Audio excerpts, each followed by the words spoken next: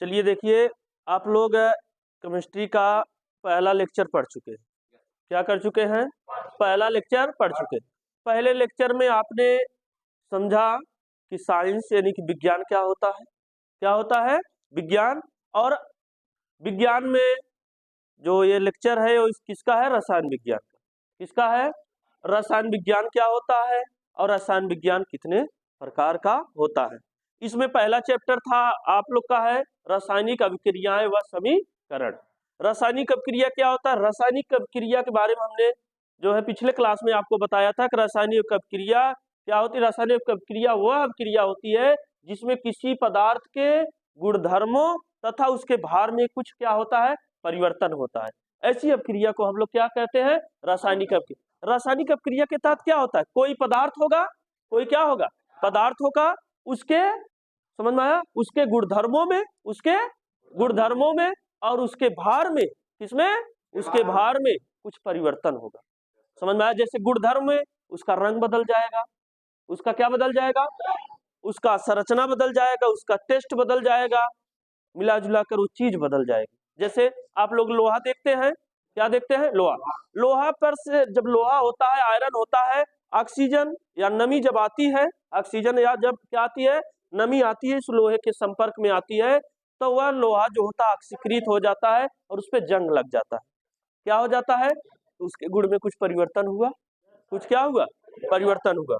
समझ में आया नहीं? तो रासायनिक अभिक्रिया क्या होती है? कोई भी पदार्थ होगा, कोई भी क्या होगा? पदार्थ होगा, जब भी रासायनिक अभिक्रिया होगी तो उसके गुणों में क्या आएगा? परिवर्तन आएगा। उसके क्या आएगा? परिवर्तन आएगा। अब हमने बताया था आप लोगों से कि रासायनिक अभिक्रिया में एक होता है, उसके दो हिस्से हैं, एक होता है अभिकारक यानी कि रिएक्टेंट और दूसरा होता है उत्पाद। अभिकारक क्या होता है? रासायनिक अभिक्रिया में भाग लेने वाले पदार्थ को हम अभिकारक कहते हैं। इसमें बच्चा रासायनिक अभिक्रिया में भाग लेने वाले पदार्थ को हम लोग क्या कहते हैं? अभिकारक कहते हैं। समझ में आया? समझ में आया नहीं? इसमें भाग लेने वाले अभिकारक कहते हैं। समझ गए ना? और उत्पाद के लिए हमने बताया था कि रासायनिक अभिक्रिया के फलस्वरूप जो पदार्थ प्राप्त होता है उसे हम उत्पाद कहते हैं। रासायनिक अभिक्रिया में भाग लेने वाले पदार्थ को हम लोग अभिकारक कहते हैं और रासायनिक अभिक्रिया के फलस्वरूप जो पदार्थ प्राप्त होते हैं उसे उत्पाद कहते हैं।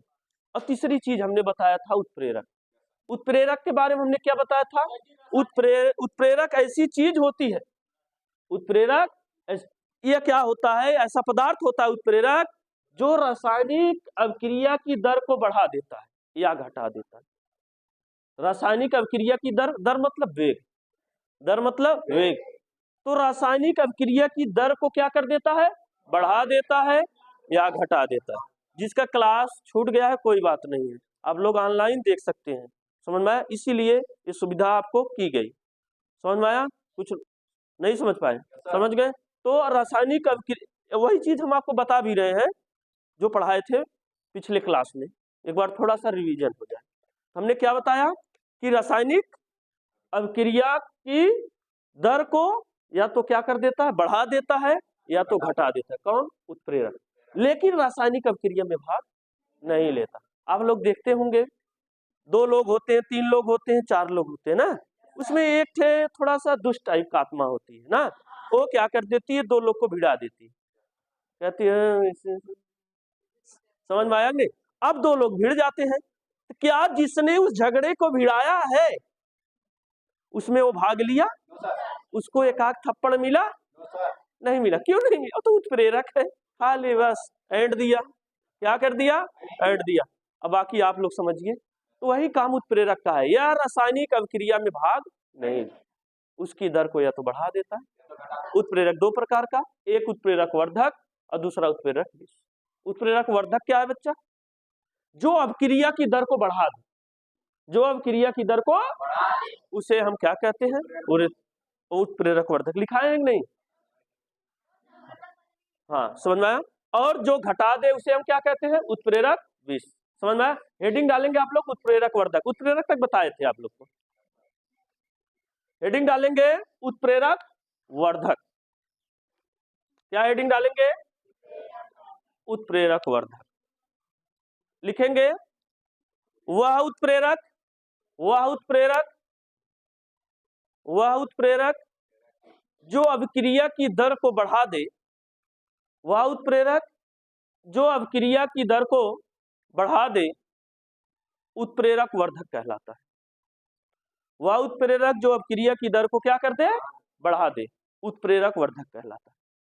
देखो उत्प्रेरक का दो काम है, या तो अभिक्रिया की दर को क्या कर देता है, बढ़ा देता है, या तो घटा। जैसे एंजाइम जानते हो, एंजाइम कौन चीज जानते हो, एंजाइम। जैसे आप भोजन करते हैं, बहुत सारे एंजाइम स्रावित होते हैं, वो भोजन को क्या करते हैं, पचाते हैं। क्या क्या करते हैं, पचाते हैं। उसकी तोड़, जो भोजन पच रहा है, जो टूट रहा है, उसकी दर वो क्या कर देते हैं, बढ़ा देते हैं, इसीलिए जल्दी से पचता है। इसीलिए क्या होता है, जल्दी से पचता है। क्यों, क्योंकि उत्प्रेरक आते हैं। उत्प्रेरक कौन है, एंजाइम है, एंजाइम है, तो वो उसकी दर को बढ़ा। इसी तरह से बहुत सारी अभिक्रियाएं, जैसे हाइड्रोजन हुआ और नाइट्रोजन हुआ, हाइड्रोजन हुआ, नाइट्रोजन हुआ, हाइड्रोजन और नाइट्रोजन मिलकर अमोनिया बनाते हैं। कौन, जैसे हाइड्रोजन आपका हुआ और कौन हुआ, नाइट्रोजन हुआ, ये मिलकर क्या बना रहे हैं, अमोनिया बना रहे हैं। अमोनिया क्या बना रहे हैं, अमोनिया। ये तो अभिक्रिया हो रही है, हाइड्रोजन और नाइट्रोजन मिलकर क्या हो रहे हैं। अगर इसी में हम यहाँ पर उत्प्रेरक Fe और मॉलिब्डेनम ले लें, Fe मतलब आयरन, इसमें डाल दें, तब क्या होगा, यह दर बढ़ जाएगी, बहुत तेजी से अमोनिया बनने लगेगा। बहुत क्या होने लगेगा, बहुत तेजी से क्या होने लगेगा, अमोनिया बनने लगेगा। क्यों, क्योंकि आपने उत्प्रेरक कर मिला दिया। बहुत सारी ऐसी अभिक्रियाएं अगर उत्प्रेरक नहीं मिलाओगे ना, 4 साल बाद पूरी होगी, 5 साल बाद पूरी होगी, तब तक बैठकर आप लैब में लगते रहेंगे। अब पूर्ण हो तब जाए। सब सोचते हैं 40 मिनट का लैब है, जल्दी से बनाकर चले। खाना आप बनाते हैं, क्या बनाते हैं, वो भी तो अभिक्रिया ही हो रही है। अब उसमें ज्यादा समय लगेगा तो आप लोग कैसा लगेगा, बहुत बुरा लगेगा ना। समझ गए, नहीं समझ। और हेडिंग डालेंगे आप लोग उत्प्रेरक विष। दूसरा उत्प्रेरक, उत्प्रेरक कितने प्रकार के, दो, एक उत्प्रेरक वर्धक, दूसरा उत्प्रेरक विष। समझ में, उत्प्रेरक विष लिखेंगे वह उत्प्रेरक जो अभिक्रिया की दर को घटा दे, वह उत्प्रेरक जो अभिक्रिया की दर को क्या कर दे, घटा दे, उत्प्रेरक विष कहलाता है। वह उत्प्रेरक जो अभिक्रिया की दर को घटा दे, उत्प्रेरक विष कहलाता है। वह उत्प्रेरक जो अभिक्रिया की दर को क्या कर दे, घटा दे, क्या कहलाता है, उत्प्रेरक विष कहलाता है। ये था उत्प्रेरक। उत्प्रेरक क्या होता है आप लोग समझ गए, कोई दिक्कत। उत्प्रेरक वह होता है जो अभिक्रिया की दर को या तो बढ़ा दे या तो घटा दे, परंतु अभिक्रिया में भाग न ले, उसे हम उत्प्रेरक कहते हैं। उत्प्रेरक वर्धक क्या होता है, उत्प्रेरक वर्धक वह होता है जो अभिक्रिया की दर को बढ़ा देता है। उत्प्रेरक विष क्या होता है, उत्प्रेरक विष वह होता है जो अभिक्रिया की दर को घटाए। देखो बच्चा, आप लोग क्लास 6, 7, 8, 9 या LKG से 9th तक आप लोगों ने पढ़ा, समझ में आया, हमारी बात ध्यान समझिएगा। लेकिन ये जो आपने पढ़ा, इसका जो नंबर हुआ पेन से लिखा गया, कैसे लिखा गया, और इसकी मार्कशीट आपको कहीं मांगने वाली नहीं। लेकिन अब आप पहुंचे हैं क्लास 10th में, कहाँ पहुंचे हैं, इसका नंबर बाकायदा कंप्यूटर पर फीड होगा। जो आपने 9th में कितना मेहनत किया वो कोई देखने वाला नहीं, लेकिन 10th में जो आपने मेहनत किया, जो परसेंटेज आपका आया, परसेंटेज से बढ़कर है नॉलेज। और यहां से आपकी लाइफ की शुरुआत होती है, और यहां से आपका स्टडी पॉइंट इतना पीक पर पहुंचता है, इसी में आपका कैरियर बनता है। तो class 10th, class 11th, class 12th, समझ में आया। और 9th में भी आप लोगों ने मेहनत की, ये बात हम नहीं कह रहे हैं कि आप लोगों ने मेहनत नहीं किया, लेकिन जितना करना चाहिए था उससे थोड़ा सा कम। अब 10th में क्या करेंगे, जितना आपको करना चाहिए उससे थोड़ा सा ज्यादा कर देंगे, बस इतने अंतर है। जो आपने 9th में थोड़ा सा कम कर दिया, वही 10th में थोड़ा सा ज्यादा। क्यों, क्योंकि ये पूरी लाइफ वो मार्कशीट, आप जो भी फॉर्म भरेंगे, जहां जाएंगे, यहाँ तक कि आधार कार्ड बनवाने जाएंगे या कहीं भी जाएंगे, आपको तुरंत कहेगा भैया हाई स्कूल की मार्कशीट। इंटर की हर जगह नहीं मांगेगा, लेकिन हाई स्कूल की मार्कशीट हर जगह। और हर बार आपसे पूछेगा कि भैया आप लोग का हाई स्कूल का कितना नंबर आया, तो आप बताएंगे इतना। कहेंगे कितने में से, तो आप बताएंगे 600 में से इतना। अगर नंबर कम आया तो आप पूरे जिंदगी आप शर्माते रहेंगे अपना नंबर बताने के लिए, उसके अलावा नौकरी अलग से नहीं मिलेगी। समझ में आया? तो ये सुनहरा गोल्डन टाइम है, इस टाइम में आप लोग पढ़ाई कर लीजिए। क्या कर लीजिए? पढ़ाई कर लीजिए। आप जो क्वेश्चन बने सो पूछिए, हम बताएंगे आप लोग को। समझ में आया? कोई दिक्कत? चलिएगा, ये उत्प्रेरक समझ गए। उत्प्रेरक क्या होता है, उत्प्रेरक वर्धक क्या होता है, उत्प्रेरक विष। समझ में आया? अब हम पढ़ते हैं उत्क्रमणीय अभिक्रिया। कैसी अभिक्रिया बच्चा? उत्क्रमणीय अभिक्रिया। हेडिंग डालेंगे उत्क्रमणीय अभिक्रिया। आपने अभिक्रिया पढ़ा, अब रासायनिक अभिक्रिया पढ़ा। रासायनिक अभिक्रिया क्या होती है? ऐसी अभिक्रिया क्या होती है जो किसी भी पदार्थ, यानी कि आपका जो है हमने बताया कि रासायनिक अभिक्रिया रासायनिक अभिक्रिया ऐसी अभिक्रिया होती है जिसमें किसी भी पदार्थ के गुणों में और भार में क्या हो जाता है? परिवर्तन आ जाता है। क्या आ जाता है? परिवर्तन। तो हम बात क्या कर रहे हैं? उत्क्रमणीय अभिक्रिया। उत्क्रमणीय अभिक्रिया क्या होती है? ऐसी अभिक्रिया जो दोनों तरफ होती है। ऐसी अभिक्रिया जो दोनों तरफ होती है उसे हम क्या कहते हैं? उत्क्रमणीय अभिक्रिया। दोनों तरफ होने का मतलब, जैसे आपका यही ले लेते हैं, H2 ले लेते हैं और N2 ले लेते हैं, और इसमें ऐसे दर्शाया गया और बना क्या? NH3। NH, समझ में आया? कोई दिक्कत किसी को? H2 लेते हैं प्लस क्या लेते हैं? N2 लेते हैं, तो क्या बनता है? NH3, अमोनिया बनता है। क्या बनता है? अब क्या होगा कि हाइड्रोजन और नाइट्रोजन मिलकर क्या बनाएंगे? अमोनिया। अमोनिया फिर टूट जाएगी हाइड्रोजन और नाइट्रोजन में, हाइड्रोजन नाइट्रोजन फिर अमोनिया बनाएंगे, अमोनिया फिर टूट जाएगी हाइड्रोजन नाइट्रोजन में। समझ में आया? हाइड्रोजन नाइट्रोजन फिर अमोनिया बनाएंगे, अमोनिया फिर टूट जाएगी। यानी कि ये आपका ये भाग ले रहे, ये क्या है? अभिकारक है। ये क्या है बच्चा? अभिकारक है। और ये क्या है?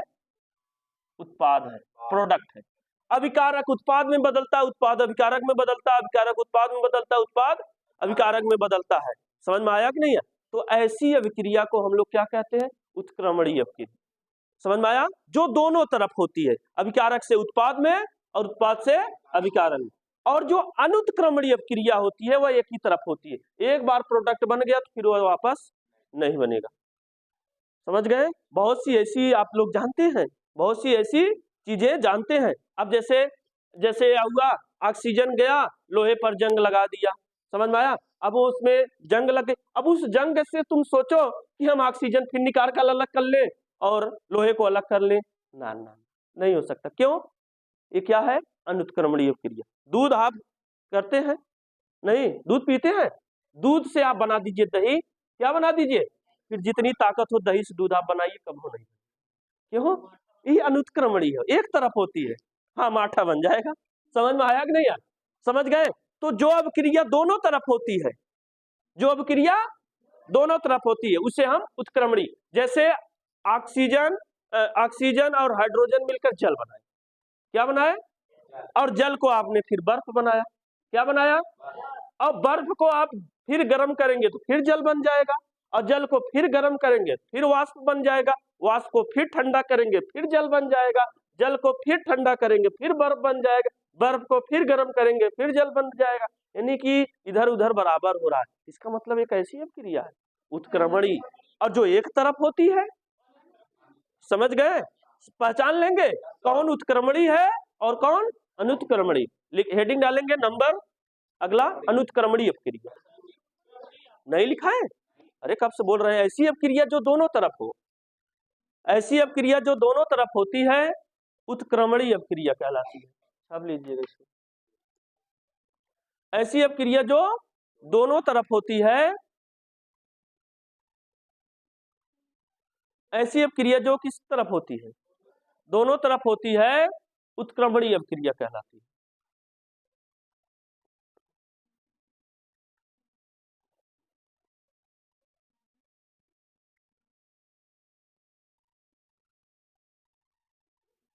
हो गया? हेडिंग डालेंगे, इसको लिख लीजिएगा सभी तरह एग्जाम्पल। ठीक है? समझ गए? और उत्क्रमणीय अभिक्रिया को इस तरह चिन्ह द्वारा दर्शाते, जहां इस तरह से चिन्ह लगा हो, देख लीजिएगा आप लोग, इस तरह से जहां भी चिन्ह लगा हो कैसा क्रिया होगा? उत्क्रमणीय। समझ रहे हो ना? अब हेडिंग क्या डालेंगे? अनुत्क्रमणीय अभिक्रिया। ऐसी अभिक्रिया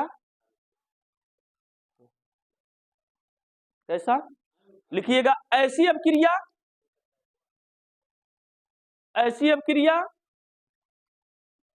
जो केवल एक तरफ होती है, ऐसी अभिक्रिया जो केवल क्या होती है, एक तरफ होती है, उसे हम क्या कहते हैं, अनुत्क्रमणीय अभिक्रिया।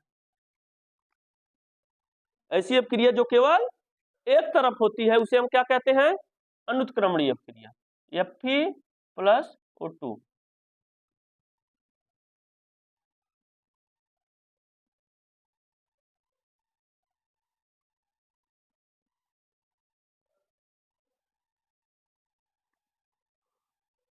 ऐसी अभिक्रिया जो किस तरफ हो, केवल एक तरफ होती है, ऐसी अभिक्रिया जो केवल एक तरफ होती है क्या कहलाती है, अनुत्क्रमणीय अभिक्रिया। समझ गए, कोई दिक्कत किसी को, समझ में आया। अब हेडिंग आप लोग डालेंगे रासायनिक समीकरण, रासायनिक समीकरण।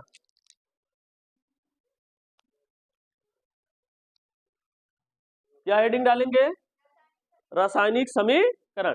अच्छा बच्चा, रासायनिक समीकरण क्या होता है। अब जैसे आप कोई अभिक्रिया लिख रहे हैं, कोई अभिक्रिया आप लिखेंगे हाइड्रोजन प्लस ऑक्सीजन, तो ये आप जो लिखेंगे ना, तो बहुत डिटेल में हो जाएगा, बहुत बड़े में हो जाएगा, बहुत क्या हो जाएगा, बड़े में हो जाएगा। समझ में आया। तो रासायनिक अभिक्रिया को संक्षिप्त में लिखने के लिए, जैसे हमने ये Fe लिखा, आयरन लिखा, क्या लिखा, आयरन, और हमने इसको लिखा क्या, Fe। Fe ये किसका प्रतीक है, आयरन का। जैसे समझ में आया नहीं, किसका प्रतीक है, जैसे हमने लिखा है यहाँ पर hydrogen H2 plus oxygen O2 बना क्या, H2O बना क्या, और H2O क्या है, जल है। तो ये अणुसूत्र है, ये क्या है, और ये क्या है, ये भी समझ, ये क्या है, अणुसूत्र है या कोई तत्व है, कोई परमाणु है, किसको, परमाणु है। लेकिन हमने ये कौन सा परमाणु है, हाइड्रोजन परमाणु, ये कौन सा परमाणु है, ऑक्सीजन, और ये क्या है, ये अणुसूत्र है, किसका, जल का, किसका।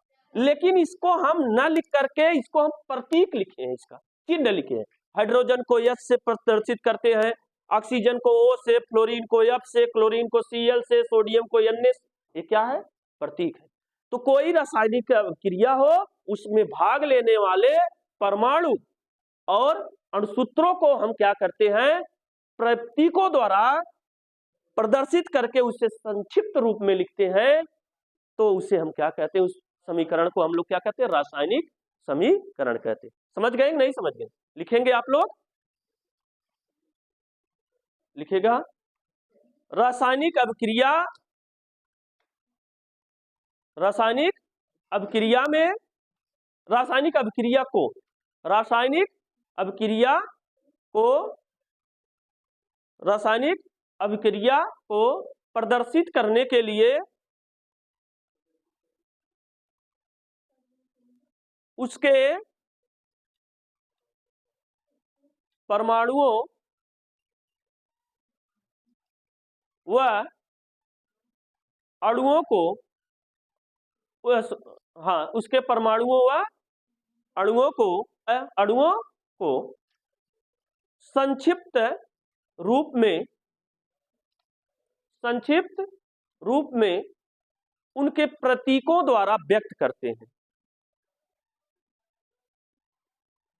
प्रतीकों द्वारा क्या करते हैं, व्यक्त करते हैं। प्रतीकों द्वारा क्या करते हैं, व्यक्त करते हैं। उसे हम क्या कहते हैं, रासायनिक समीकरण कहते हैं। समझ गए। कोई रासायनिक अभिक्रिया है, उसको संक्षेप में लिखने के लिए, संक्षिप्त में लिखने के लिए, उसमें जो अणुसूत्र है, उसमें जो परमाणु है, उसको हम प्रतीकों द्वारा प्रदर्शित कर देते हैं, व्यक्त कर देते हैं। इसी प्रक्रिया को, यही जो प्राप्त जो समीकरण होगा, उसी को हम लोग क्या कहते हैं, रासायनिक समीकरण कहते हैं। कोई अभिक्रिया है, उसमें जितने भी भाग परमाणु भाग ले रहे हैं, उसमें जितने अणु भाग ले रहे हैं, उसको हम उसके प्रतीकों द्वारा प्रदर्शित करके एक समीकरण के रूप में, एक संक्षिप्त रूप में व्यक्त करते हैं। उसे हम क्या कहते हैं, रासायनिक समीकरण कहते हैं। समझ में आया। रासायनिक समीकरण की सीमाएं, और ये टॉपिक आपको पूरे चैप्टर में पढ़ना है। एक बार इसको हम समझ लेते हैं, फिर कल से पढ़ाते हैं। रासायनिक समीकरण की सीमाएं हमको पढ़ना है। इसमें इसकी क्या क्या सीमा होती है? भौतिक अवस्था होता है, सांद्रता होता है, गति और समय। यानी कि जो रासायनिक समीकरण है उसके द्वारा हम किसी भी अभिक्रिया की भौतिक अवस्था को हम नहीं ज्ञात कर सकते। समझ में आया? और रासायनिक समीकरण द्वारा हम किसी भी अभिक्रिया की सांद्रता नहीं ज्ञात कर सकते। रासायनिक समीकरण द्वारा किसी भी अभिक्रिया की गति और समय को हम नहीं ज्ञात कर सकते। रासायनिक समीकरण द्वारा किसी भी अभिक्रिया में जो ऊष्मा परिवर्तन हो रहा है उसको हम नहीं ज्ञात कर सकते। रासायनिक समीकरण द्वारा किसी भी अभिक्रिया में उसकी प्रकृति को हम नहीं ज्ञात कर सकते, किसी भी अभिक्रिया की। यानी कि ये सब क्या है? रासायनिक समीकरण है। कि कोई भी रासायनिक समीकरण है वह किसी भी अभिक्रिया की अवस्था ठोस में है, द्रव में है कि गैस में, यह नहीं बताता। कोई भी रासायनिक समीकरण है किसी भी अभिक्रिया की वो सांद्रता नहीं दिखाता। ये सब उसकी क्या है? कमी है। फिर ये रासायनिक अभिक्रिया के प्रकार है, संयोजन अभिक्रिया, वियोजन अभिक्रिया और वियोजन अभिक्रिया 3 प्रकार का है, उसमें ये सब चीजें हैं। ये पूरा टॉपिक है, इतना टॉपिक आप पढ़ लेंगे तो आपका ये चैप्टर खत्म हो जाएगा, एक एक चीज समझ में आया। तो नेक्स्ट टाइम से